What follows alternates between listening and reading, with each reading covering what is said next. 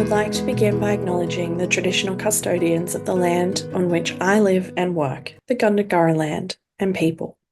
I pay my respects to their elders, past, present, and emerging, and extend that respect to all Aboriginal and Torres Strait Islander people.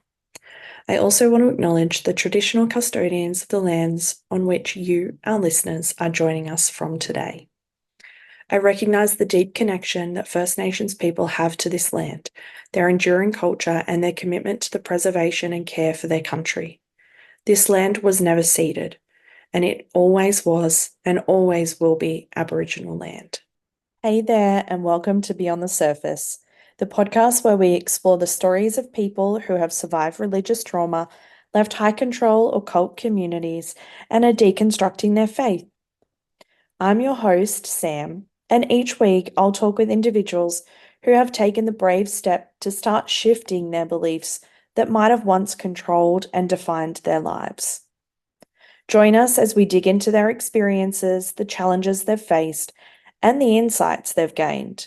Whether you're on a similar journey or you're just curious about these powerful stories, you're in the right place. This is Beyond the Surface. Welcome, Janice. Thanks for joining me. Thank you. And I say why, which is hello. I'm joining you from the traditional and unceded territory of the Seal people in the Okanagan Valley of what is now known as British Columbia, Canada. Beautiful. I love when people open and honor the traditional land. When I usually ask people where in the world you are, and so I love when people honor the traditional landowners of where they are. So thank you so much for that. And thank you for joining me. I'm so excited for this conversation. Well, me too. I mean, you're the closest that I've come to Australia, you and Dr. Josie McSkimmick. So I'm hoping to make it Oh, out your way at some point. But in the yeah. meantime, this conversation will have to do. Oh, we love Josie. She's on the advisory committee of the Religious Trauma Collective that I co-found. So we love Josie. She's such a wonderful voice in this space. So that's a pretty good reference for Australia. We don't get Nice. much better than Josie, so we love that. Mhm, mhm. Okay, I like to start these episodes with a very broad, very vague question that allows you to choose where we start. So, where does your story start? My story starts growing up a little girl in Canada in a Pentecostal family. So my parents were Pentecostal Christians. They got saved, got my air quotes going for anybody who's just listening. They got saved while they were traveling around the world in their mid 20s before they had any children. And they would have already considered themselves, they thought back then basically that Canada was a Christian nation and never really thought too much more about it. But boy, oh boy, there was a street preacher and they got saved. And so then I was born into that family. And so I grew up with my parents speaking in tongues, anointing my head with oil when I was sick. They were loving and like all people had some issues as well, but so I grew up believing that the and being taught that the Bible was the inerrant word of God, holy scripture for all time. All the stories were true, they weren't just metaphors. And then I watched my older siblings step away from the faith one by one. I saw how much it hurt my parents, and I determined I would never cause that kind of hurt. Of course, I'm the only one now that's went on and wrote a book about my whole deep. I was like, for the people who are listening, Janice has a book behind her called Divorcing Religion, which is probably going to tell you a lot about where this episode is headed. Surprise! Yeah. Ah, Um, I feel like quoting it's probably a random reference, but there's a character in Doctor Who that goes spoilers. And so I feel a little bit like that's what we just did. Um, Yes. so what was like what do you remember about growing up in that space? What did you think about the speaking in tongues and the I mean Pentecostal spaces are big, charismatic.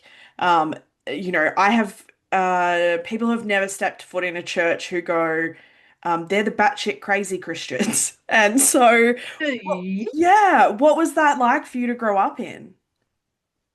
Well, my parents' version of Pentecostal, because there are lots of different versions of Pentecostal, wasn't like the super uptight fundamentalist wear head covering, wear long dresses, that sort of thing. That didn't come till later. My parents didn't push that, but they, Sundays were for church. Yeah. And we would often have people over from church, especially on Sunday afternoons. Any single people. It was in the time of the Jesus People movement. This is before your time. This was in the 1970s.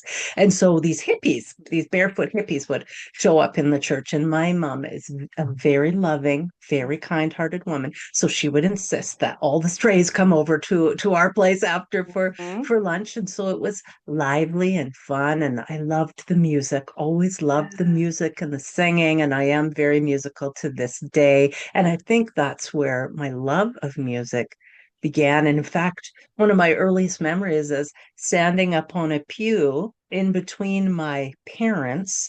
A pew is the bench that everybody sits on. In between my parents and my mom holding the hymnal out. And this was before I could even read. I was looking in there and just pretending, following along. And I felt such love in there. It wasn't a place with a lot of hellfire and damnation. Mm. So I feel like I really lucked out on that aspect. And then as I became a teenager, and I really sort of adopted the faith and made it my own. And that's when I started going to a different Pentecostal church from my parents at that point. They would bounce around because my dad was a fundamentalist, and also he was a narcissist. And so he would often get into disagreements and believe that the pastor was misinterpreting and that only he had the right. And so they would go from church to church. And so I just kind of found my own Pentecostal church and stuck with that. But then I really socially, that was my place. I joined the choir and the drama and the youth group, and I was always in a public school. My parents didn't have the money to send us to private Christian school. So I remember also feeling like a fish out of water and feeling like I had to witness to my poor friends who are going to hell. And Yep. so earnest about it, but also recognizing, I'm as I got into junior high, like I'm not going to be invited to any parties, like nothing, because I am just the biggest goody two shoes around, always ready to report if I smelled something, if I heard someone was going to have a fight or anything like that. I Yeah. was serious. I felt like that was the role that I was supposed to play. So it earned me the nickname of the constable. And it's just that's just kind of how I rolled. But it eventually got uncomfortable as I couldn't help but try and save the junior high kids around me, and they didn't take kindly to it. They thought it was obnoxious, which it was. Mm-hmm. Having fun living their lives, and then here I come in my shirt with the big Bible verses on it and everything, and all kind of stuff like that. So then there was bullying that started to happen, and of course, like a good devout fundamentalist Christian, I took that as being persecuted Yeah, you're for a martyr Jesus' now. sake. Yep, that's right. That's right. Boy, I'm going up and up. Yes. So then rather than taking a step back and looking at, oh, am I contributing to this situation in any way? It's just like, nope, there, it must be, it's all about Jesus. And so then I contacted some of the nuttier folks from the church that I was a part of, and they decided we needed to have a march for Jesus around the school, march around 7 times like the walls of Jericho. And we're marching and praying and casting out Satan. And I believed it. And now I'm on this side of things. I'm like, wow, Yeah. that is extreme. I mean, Is I'm we radicalized. I'm laughing because like 15-year-old me would have been marching right alongside of you. You'd be holding up a Yeah. sign. Yep. We had like a once a year thing in our high school where all of the Christians in the public school put on a thing to serve the rest of the school as good Christians did, and I was the person who walked around with the megaphone, so I absolutely would have been right alongside you. Um, Okay, so throughout all of this time, like who was God to you? Like personally? Yeah, very, very personal. And this is a big, I feel like this is a difference maybe between Pentecostal or evangelical Christians and some other varieties. So it was very much me oriented in the sense of it was all about my relationship Yeah. with Jesus. Yeah. And so I prayed, quite routinely every day. I had a long prayer list, read my Bible, wrote down the scriptures, memorized them. Like even in the church groups, I was very, I'd be sitting at the front taking my notes, as you probably did too. And of course, in religious circles, the more extreme one gets, the Yeah. more one is lauded and praised for their commitment Mm. to Jesus and Yeah. to the kingdom. So I wasn't receiving feedback that, sister, you're tipping over, like you're going way off the deep end. There was nothing like that. It was just I was being praised for it. Yeah. But at one point, the bullying did become too much. I remember near the end of my grade 9 year. And so I decided that I wanted to change schools. Mm. And so I forged my mother's signature on a piece of paper to transfer me. And I decided, well, if the forgery is accepted, it's holy forgery. It's Mhm. God working. Whatever you have to tell yourself, right? We make it And make sure, sense. it was accepted. That's right. And so then in grade 10, I started at a different school, and I decided maybe I'd kind of cool my religious jets a little bit and just see how it went if I wasn't quite so pushy about it. Although we did have to do a science presentation that year, and I decided to do mine on abortion and how I had read all these pamphlets from Last Days Ministries. I don't know if you guys have heard about them over in Australia. And they were very anti-abortion. So they put out all these tracts and pamphlets, and I had them and I put them all over this board and was talking about the evils of abortion and how awful it was. Now, in my innocent state at that time, it never even crossed my mind that I might have classmates who were sexually active or Mm. who had had abortions.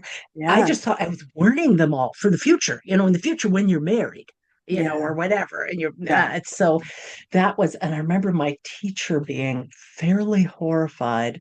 But again, I was ready to, any slings and arrows that came against me, I would just call them persecution. Yeah. But so that was kind of the only really overboard that I went that year.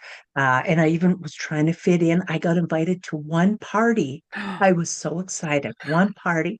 And I had my driver's license and the other kids didn't yet because I was older in the class. So I offered to be a designated driver Mm. because I understood there was going to be some drinking at the party. Sure enough, there was, not by me, but Because you're if setting they, an I think example. that's right. That's right. And so then Mm. finally one of the girls that I had taken to the party, she says to me, we need to find so and so. She's really drunk. She's throwing up. She's not in a good way. We need to take her home. So we load her into the truck and we're driving home. And I wasn't used to driving this vehicle of my dad's, and I didn't know how to shift the high beams. And sure enough, police officer comes up the hill as I'm going down, and then I don't change my lights, and so he turns around and pulls us over. And I'm 16 years old. I'm very innocent. I've never been pulled over by the police. And I roll down my window and he says, "What have you been drinking?" I said, "This orange pop." See? And I stick out my tongue so he could see the orange. And he's like, "Get out of the car." And do my sobriety test.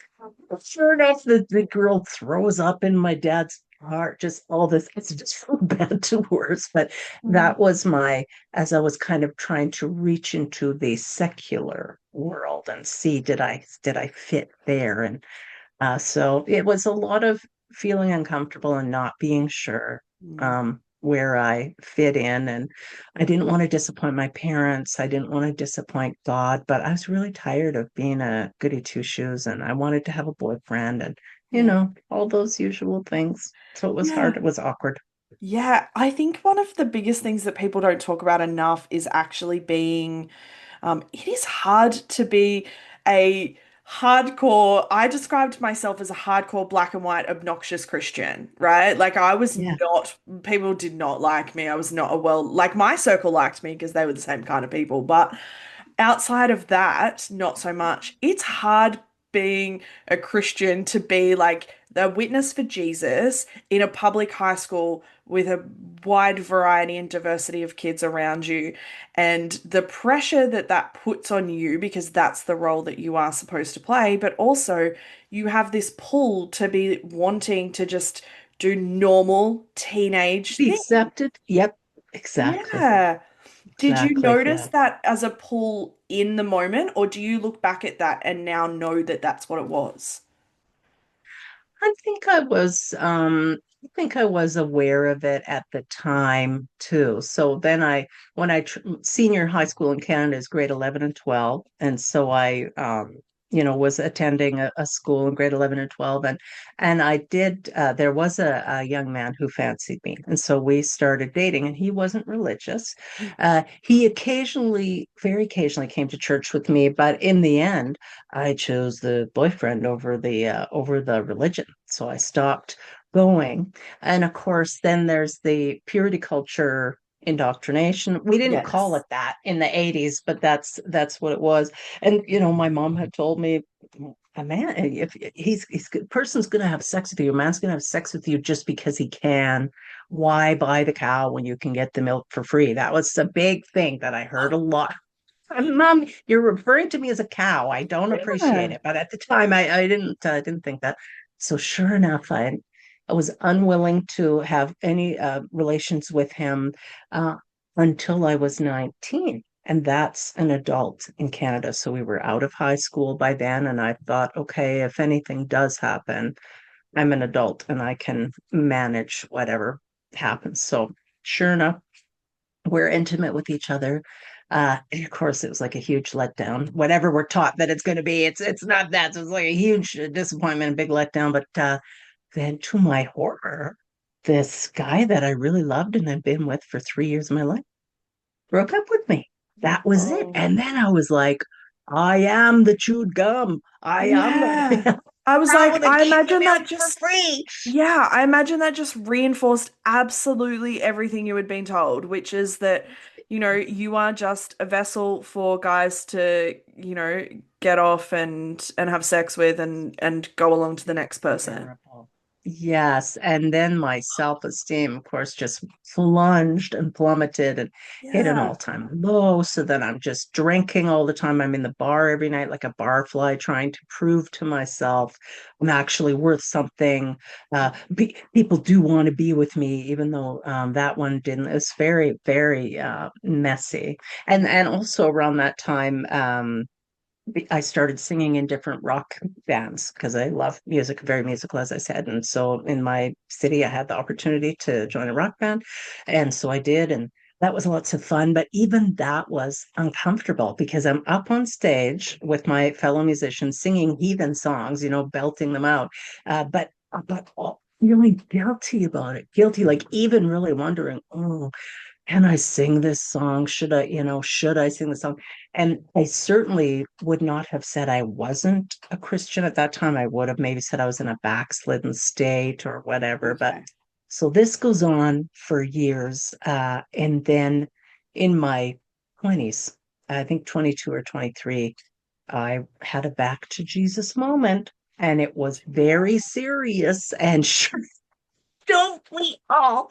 And so I attend this church service with an old friend, and it happened to be Communion Sunday. And you can't take communion unless you're right with Jesus. So I I apologized to God for every heathen thing that I've done, and would he take me back? And then I took the communion, and everything was amazing, and I felt renewed. And I went back home and I told all my roommates, things are going to change around here. And I pulled down the fake penis off the wall, and I went with getting rid of all the things, whatever was around there, Penis on the wall. just on the corkboard, maybe. But it wasn't mine. But anyway, I decided, of course, then that it was completely inappropriate and it could not stay. And so eventually, of course, I ended up moving out of the very fun but very heathen house and just plunging myself absolutely back into the Pentecostal Christian world, and then moved back home, back to Kelowna with my parents. And uh, then my pastor introduced me to a young man. I guess they thought I was 23 and they probably thought I was going to become an old maid because there was like Yeah. nobody, I wasn't. And so Yeah, I mean, they you should have invited been me over to married their with kids place. by that point. I know, I know. Yeah. I was in college, and the 22-year-old and 20-year-old Christian kids around me were all getting engaged this one summer. I was like, what is wrong here? So they invited me over, and there were three eligible bachelors. Of course, I really liked Bachelor number two. He was lots of fun. But Bachelor number three, he met the requirements for me. He was tall. You know, you got to have standards. He was tall. And then also, he took his faith very seriously. Number two was maybe just a bit too much fun. So I ended up with number three. And sure enough, yep, we got married and started our holy family. And Went off so to Bible college. I imagine if, and I'm actually drawing, as you're talking, I'm drawing so many parallels to my story as well. I imagine that after that back to Jesus moment, you went in full force, like you went in probably harder and heavier than you had before, because like that's usually what I see, that's what I did. And I imagine that Bachelor number three was the choice because I used to always have this slogan that whoever I chose needed to love God more than he loved me, right? Because Yeah, that was similar like idea. standard. Yeah. Hmm. Um, Hmm. Yeah, he was very, very serious about his faith. He yeah. hadn't become a Christian till he was 18 or so, but he was very devout and very Yeah. sincere and a nice person too, but very kind of cerebral, Mm, like not super affectionate, so very different from me in some pretty right. significant ways. Um, and then after we had our first baby, he wanted to go to Bible college. So I thought, that's wonderful. That's perfect. So off we went. We were terribly poor, didn't have two nickels to rub together. We had just had baby number two at that time, like literally the baby was an infant. And we're off at this Bible college. And once we'd been there for a couple years, I started noticing when we would be in town, because like farming communities, these women would come into the grocery store and they would be wearing head coverings.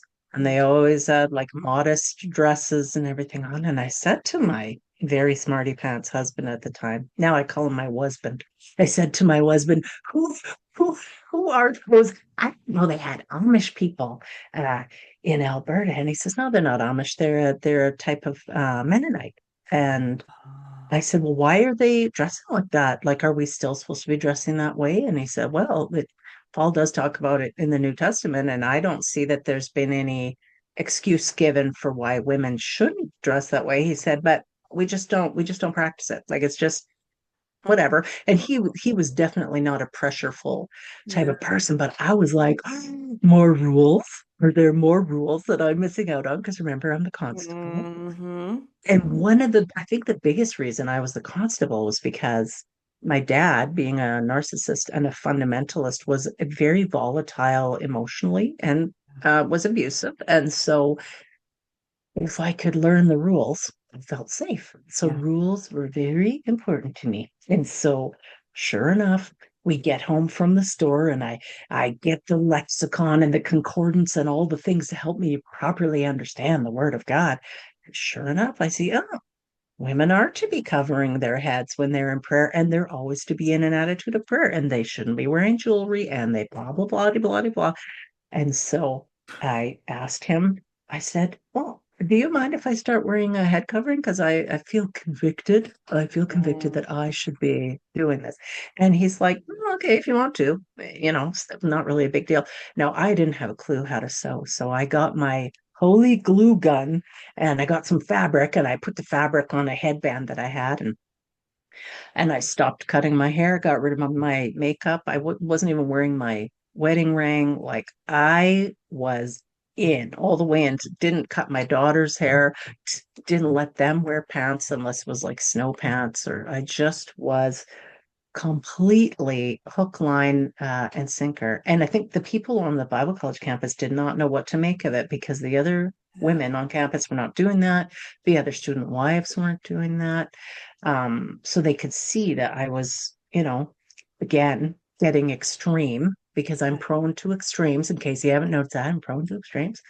And then, yeah, so that's how I ended up doing a deep dive into the fundamentalist rabbit hole, was through the Haldeman Mennonites. And there are Haldeman Mennonites all across Canada. So that's what I did for a number of years until my husband got a pastoring job. And once we were there, he said, I think your head covering is putting a block between you and the other parishioners. And I want you to stop wearing it. And I was so mortified. Oh my gosh, I cried. I wept. I Yeah. was so, how could he? I'm doing this to be an example. And also because the marriage wasn't naturally an easy Mm. fit. I also wore the head covering as a reminder to myself that I was to submit, because submission does not come naturally to me. I know that's a shock. Yeah. And so that was my reminder every day to be careful what I said. You defer to him, Mm. even when what he said was totally ridiculous. I thought that's when I especially needed to remember to submit. So anyway, stopped wearing the head covering, and then I gotta say, it was just like, and now that I'm thinking about it, I'm like, oh, that's interesting, the timing of these things.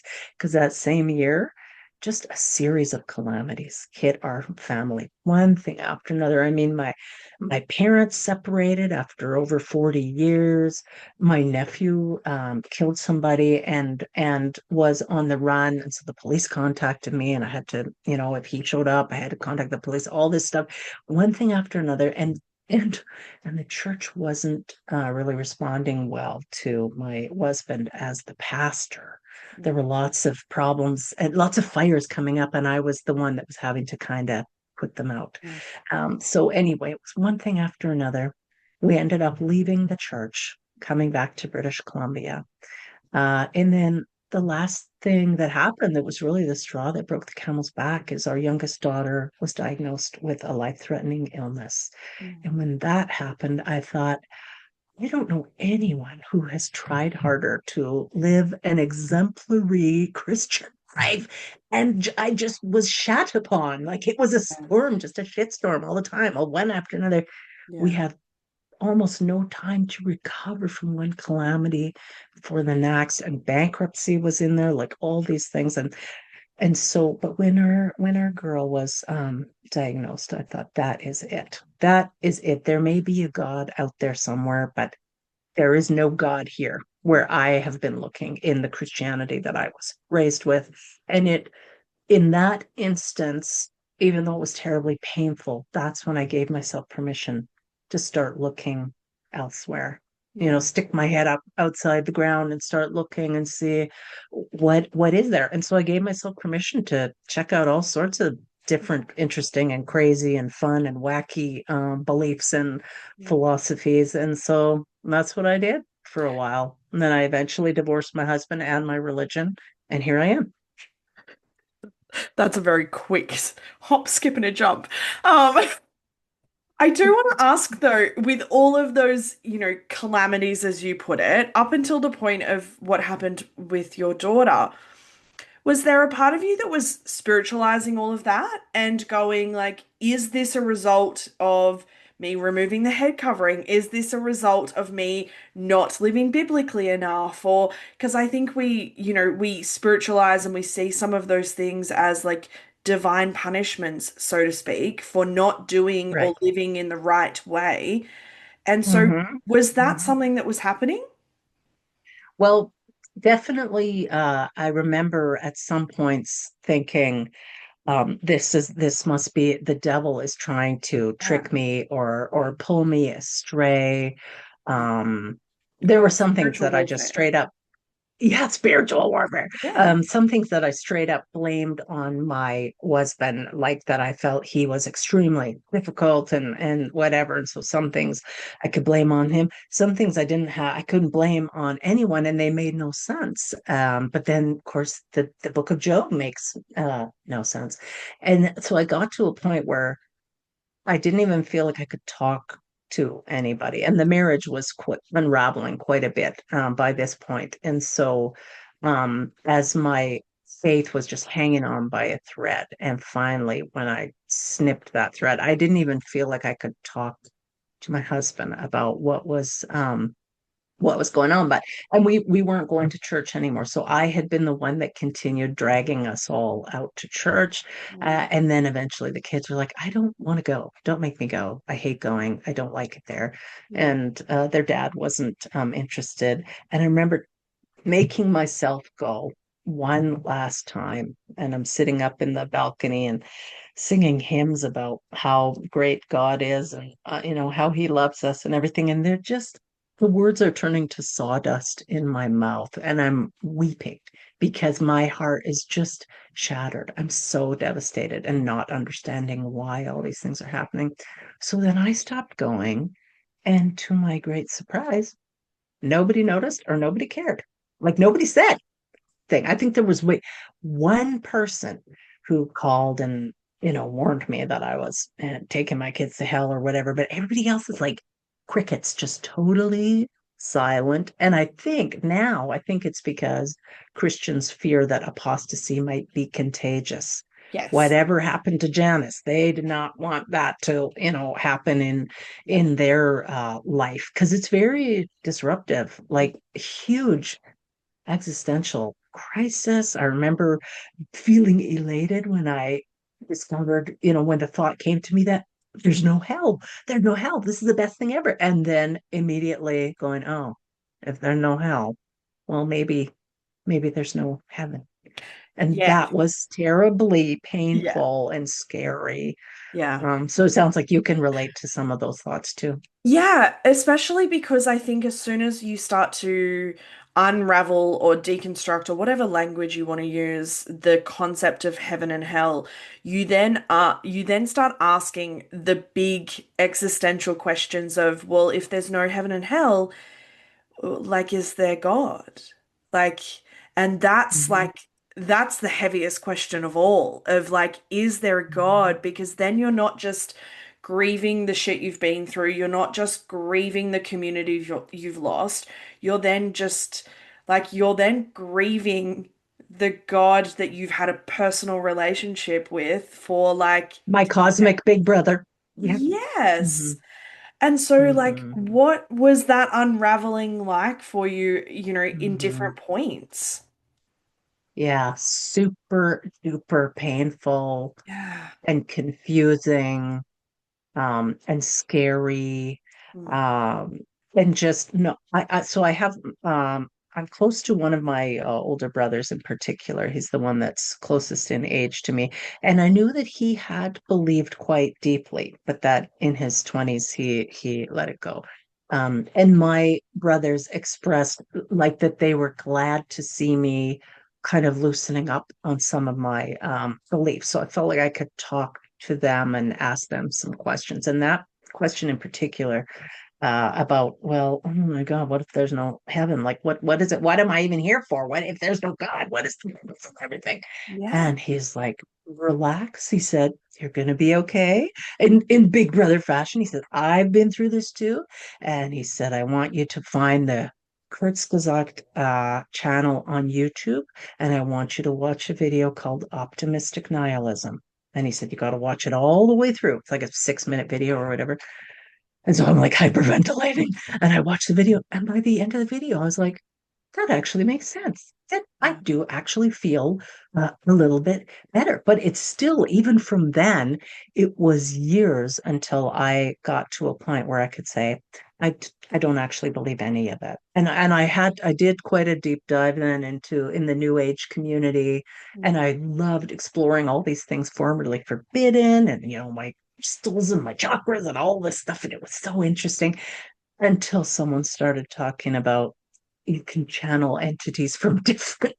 And I was like, oh my God, this is just too familiar. This I can't. And now here I am again. And so then I lost that community because Yeah. I didn't feel like I could stay, and then it was even still another few years after that that I thought, you know what, I'm doing okay on my own. I don't need to subscribe to a belief system. And so I did find Dr. Marlene Winnell Yeah. on the internet, and Dr. Winnell's book is called Leaving the Fold. Mm. And I was so freaking relieved when I found this interview of her talking with someone, and she made so much sense. And she talked about religious trauma syndrome. I was like, what? What now? And she talked about it. It made so much sense. So I immediately contacted her after I saw that interview, blurted everything out. I'm a bit of a blurter sometimes. And she was so kind. And she said, read my book and come visit me in San Francisco. I'm holding retreats. Yeah. And so that was the next big step because I was terrified because I don't go places by myself and do things by myself. And what if this is a cult? And what if I never am heard from again? Yeah, because you're terrified of any organized community after that point because you're like, be fucked if Totally. I'm letting this happen over again, That's right. right? That's exactly right. Yeah. Yep. So Yep. it's But I what she terrifying. said made sense. Yeah. Yes. And it took all my courage to go to that event. And from the minute I walked in the door and was just met by such kind, loving people who could relate, who Yeah. who nodded their heads in agreement, and they had come out of Jehovah's Witness and out of this and out of that, like really other hardcore belief systems that they believed 100% with all their heart. Maybe they were even missionaries or whatever, and they didn't believe it anymore. And so we're all just kind of in a huddle there, crying with each other, going, "Yeah, it really sucks, doesn't it? Yeah, it's really hard." And there was Oh. Marlene, just smiling at us and reassuring us, it's going to be okay. It's going to be okay. Other people have been through it before you. They're going to be through it after you. And so my meeting with Dr. Manel was super helpful. And then I kept in touch with her fairly closely as I went back to school to become a registered professional counselor. And then I started addressing some of my own trauma, Yeah. family of origin trauma, and then really, because I didn't think really that I had too much religious trauma. And then I started when I was doing my course, I was going, oh God, okay, yeah, does all fall into place. Um, and so then I said to Dr. Winnell, is anyone doing conferences about religious trauma? She said, nope. I said, oh, guess what? I'm going to do it. Never having attended a conference, not knowing Yeah. anything about what has to go into putting, I was like, yeah, I'll volunteer. And so that was a very big undertaking. So I launched the Conference on Religious Trauma, also known as COURT. And then that was a big success. And I thought, well, what's going on with sexuality and purity culture? People are screwed right up by this. And so then I founded the Shameless Sexuality Life After Purity Culture Conference. Then I started the Divorcing Religion podcast, Divorcing Religion YouTube channel. Then I wrote my book. Then I was in the Leaving Jesus documentary, and it's just one thing after another. And here I am on your podcast. And That's all so, been leading up to this. yes, which is I'm going to ask because like after you like sharing all of the things that you are now involved in and after processing your own stuff, how do you not become as equally fundamental about religious trauma as you were about Christianity? Right. Yeah. It took me a while to be willing to admit that not everybody is traumatized Yeah. by religion.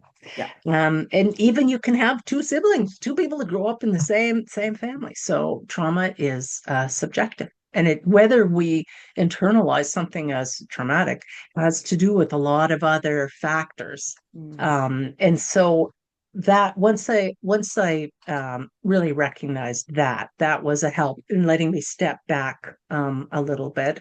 And then also I discovered secular humanism, Mm. and that was I feel like that was another part of my evolution just into maturity.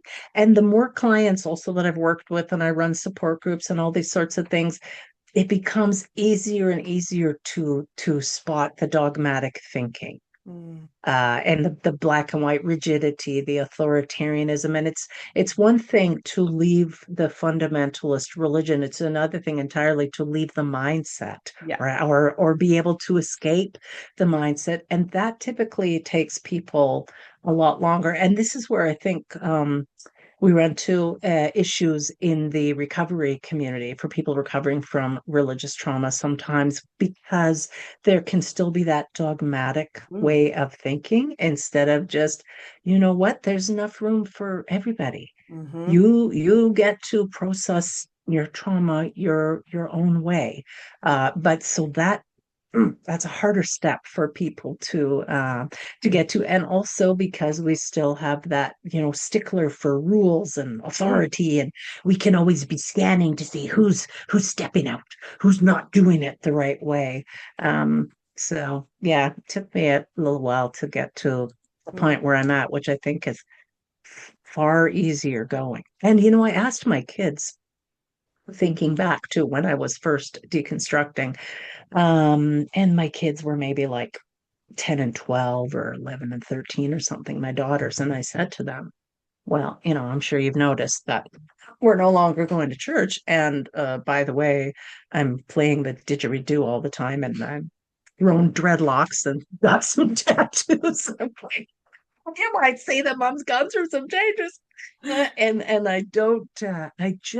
I don't believe the Bible the way that I once did. I no longer believe that it is literal. And I said, and how are you, my darlings, how are you doing with these changes? Because it's, pretty big. And they're like, you are so much easier.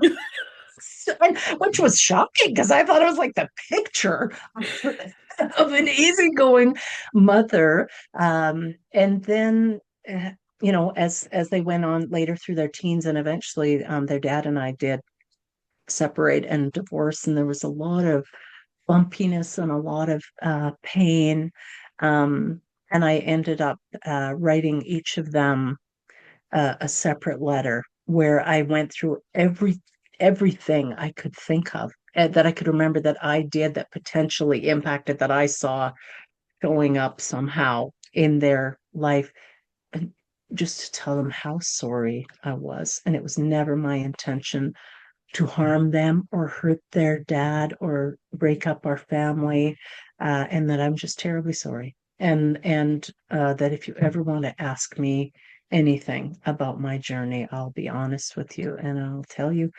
And my kids are just so awesome. They both wrote me back separately within a few hours and said, "Oh, Mom, we just love you so much, and yeah, we see you've been through a lot, and of course we forgive you." yeah, And that was very healing. yeah, It absolutely. doesn't happen for everybody. Yeah, yeah, absolutely. Oh, what a beautiful moment. Yeah.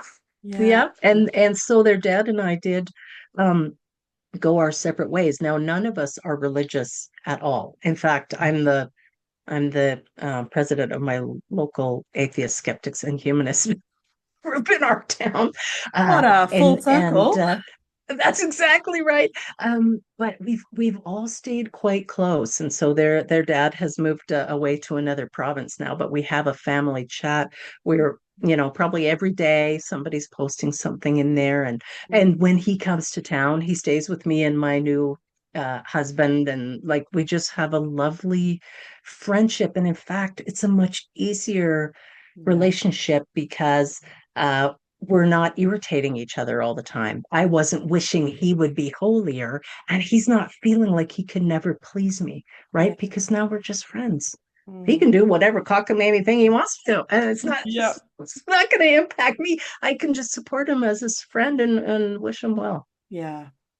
I remember something that you said at the beginning of the episode when you were little about not wanting to disappoint your parents. And so I'm curious what impact shifting from, I mean, not just shifting from Christianity to something more progressive, but shifting from Christianity to atheism slash humanism. Mhm. how did that impact your relationship with your parents? Mhm. Yes. So, um, my parents, my dad died last year, and we were estranged at the time. Um, my mom is, I think she just turned 86 or 87, so Mm. she still would consider herself a believer. She hasn't been to church in years, but she would say to me, she was the opposite to my dad, who was so rules oriented, and she's like, oh, eat them meat and spit out the bones. She's like, you Yeah. don't, why you gotta be so much like your dad, take everything so, like that. And of course I was so much like my dad. So I really didn't talk much with my parents about it. Now I do remember one time when they were coming to visit, and my dreadlocks were just starting to grow, and so they looked pretty weird.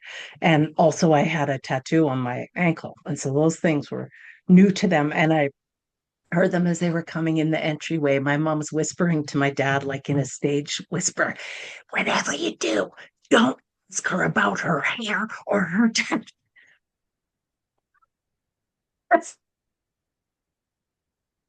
Oh, So it was just like the big elephant in the room that nobody, they're looking all over. They're not looking at me. But they could tell obviously that something was going on, and there were changes afoot. And finally, I did have a conversation. My mom, like I said, was always gentle, but my dad, if I was out with him somewhere and we were having a meal, he would want to stand up and pray and give thanks over the meal. So eventually I was like, don't do that.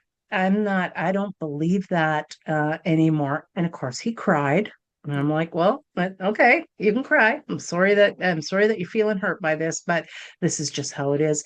And then uh eventually I said to him, you can't, I will leave if we are in public and you start making a spectacle of yourself in this way. I'm going to leave. And so that's what I had to do. And it he got the point, fairly quickly when I started following through on those things. And one time they were over for dinner, and he was saying to my daughters, who were in their late teens, but how's your relationship with Jesus? And do you still love Jesus and all this? And I said at the dinner table, I said, stop right now. I don't give you permission to be grilling my daughters, even though my kids were like, mom, it's okay. And I'm like, it's not okay with me. So I said, Dad, you can either stop and we can change the subject, or it's time for you to go. So things could get uh, kind of heated in that way. I was never yelling or anything like that. And the relationship eventually got to such a point that I said, you know what, I can't do this yeah. anymore. It doesn't mean I can never do it again, but I can't do it anymore. I'm in my 50s, and I know what's good for me and what's not. And this relationship is not good for me. And so for the last 4 or 5 years, we were estranged. But I heard from my siblings when he was on his deathbed, and I thought about it and made the choice. And I went in and I sat with him. I held his hand. He couldn't, he wasn't even opening his eyes or anything, but I held his hand and I Mm. whispered in his ear and told him that I was there, and I loved him, and Yeah. was okay for him to let go, that sort of thing. And he started breathing quite heavier, like that. I knew he could tell that I was there with him. So that is, what it is. I do not regret. Yeah. I don't regret it. My life looks the way that I want my life to look. It's sometimes messy, and it doesn't look the way that I thought it would, but to me it's beautiful. Yeah.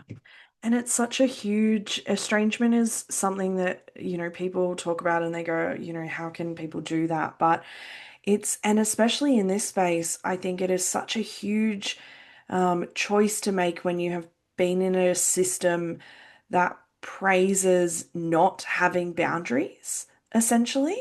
Like it is about Mhm. like high control religion is like boundaryless relationships. And so to actually put a boundary in place with someone, not just anyone, but a parent who you are also supposed to just like honor and respect, irrespective of anything Yeah, else, the it's patriarch. huge. Yeah. Yeah, yeah, yeah, it was.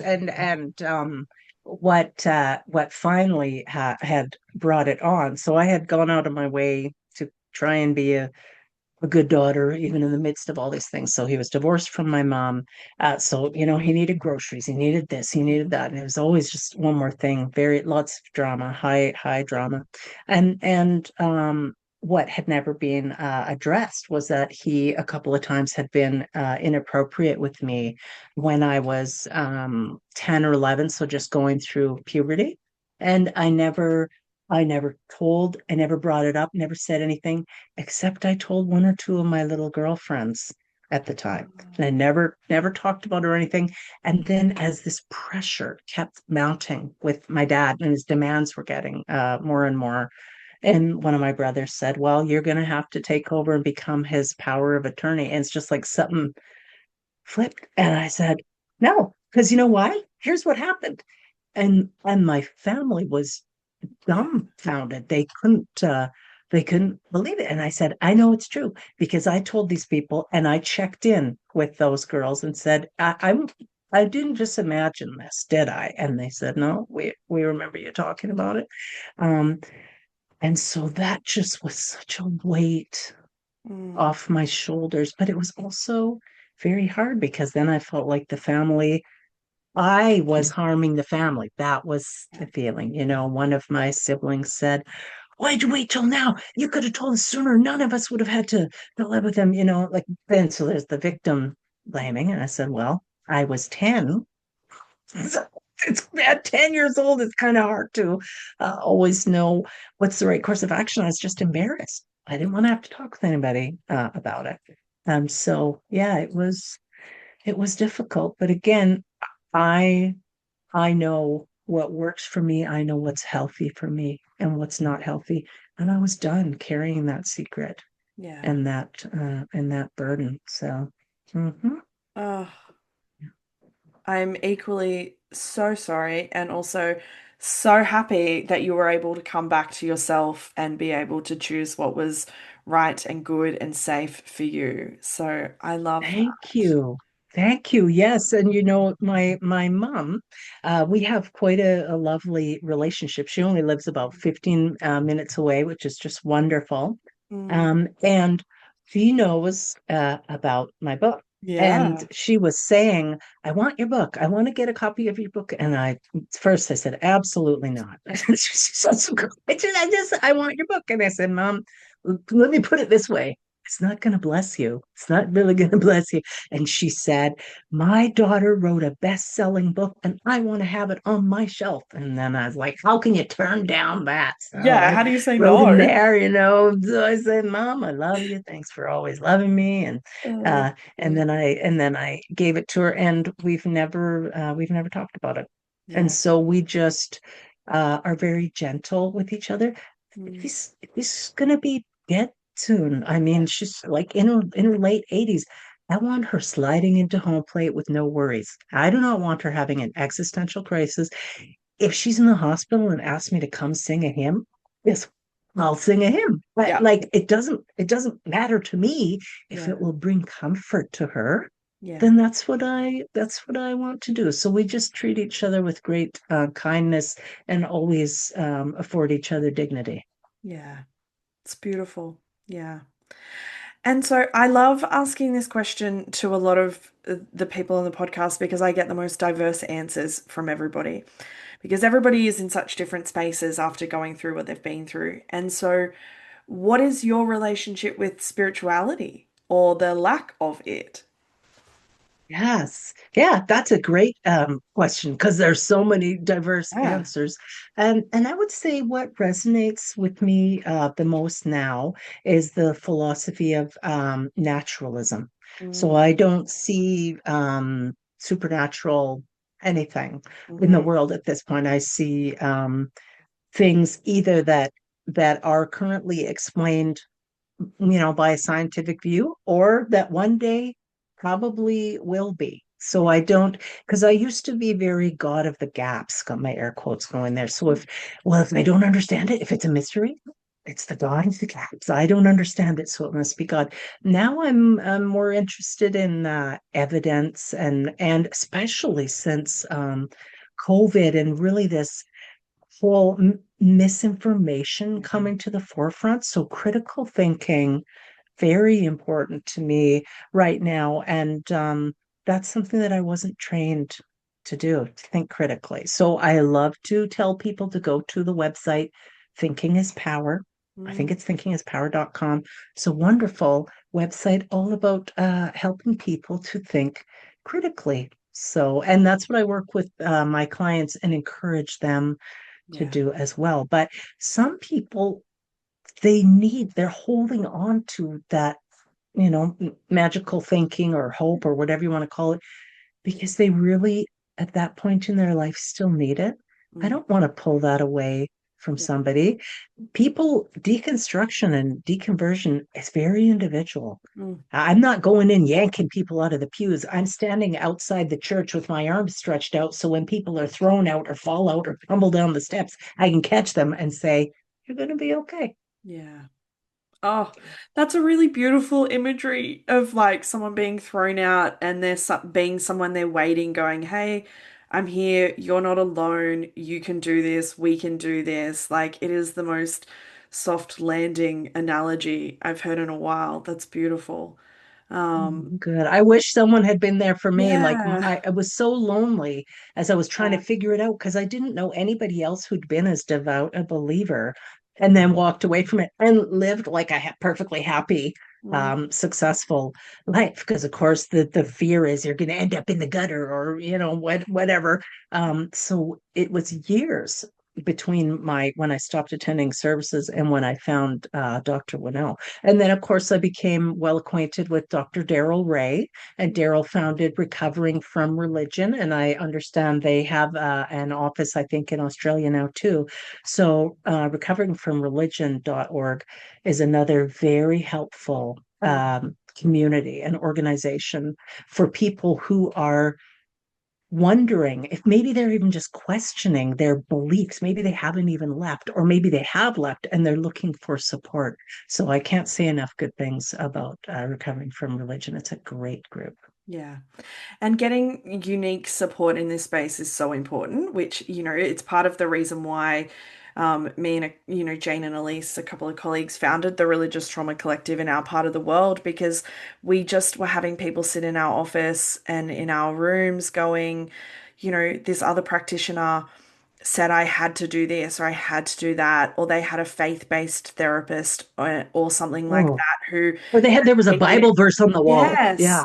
And so it was like there is such a need for people to land in spaces where they can ask the questions and they don't need to worry about finding the answer just yet. Just asking the question is enough for right now and not have someone prescribe them an answer and understand the unique experience that this type of trauma brings someone. And so it is, yeah. I love chatting to people who work in this space as well because it is such a unique experience working in the space and having lived experience. And so I'm curious how you navigate that for yourself. Yeah. Well, sometimes a client is sharing something with me and it really does hit close Mm, to home because I yeah, recognize I've had a similar experience. Um, and I think it's okay in those times yeah, for me to say, as a clinician, wow, that hits close to home.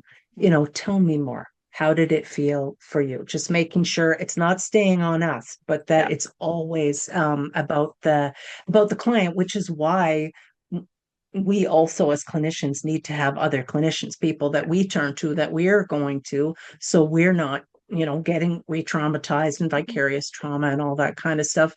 One thing, I don't know if you run into this, but I have, where people say, well, religious trauma, what does that just mean? A priest, is harassing a child, and I'm like, well, that definitely is yeah, trauma that is occurring within a religious context, but it's so much more than that. And now, finally, religious trauma and religious trauma syndrome kind of making their way into the larger consciousness. It's very exciting to be in these times where people are learning about it. And the things I hear from people, the loss of community Yeah. is substantial because it's a one-stop shop. All your needs are met in that religious community. The Yeah. only thing that comes close is the military Yes. because they are comrades in arms. So they're singing together, marching together, eating together, protecting each other.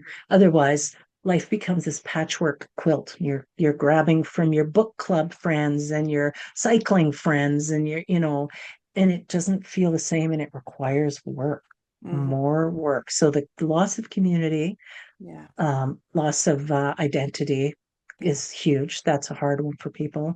A loss of purpose Yeah. because they believe they had this cosmic divine purpose, and it can be a dangerous time when people lose that. So encouraging people that we must mature from meaning seekers into meaning makers. Yeah. Now you're the one that gets to decide. And of course, then the sexuality piece of it, because there can be so much shame from purity culture. So Yeah. those are the main things that I find people are coming to me Yeah. and struggling with and wanting help with. Yeah. Which is a nice transition into, I love when nice transitions happen. And I don't need to Yay. make it up on the spot. Into what I always finish these episodes with, which is just some encouragement for listeners who might be in the thick of everything that you just described, or they might be at the very beginning of it, or 30 years down the track. But what would you say to someone who feels like they are fresh in this space? Hmm. Um, you're not alone.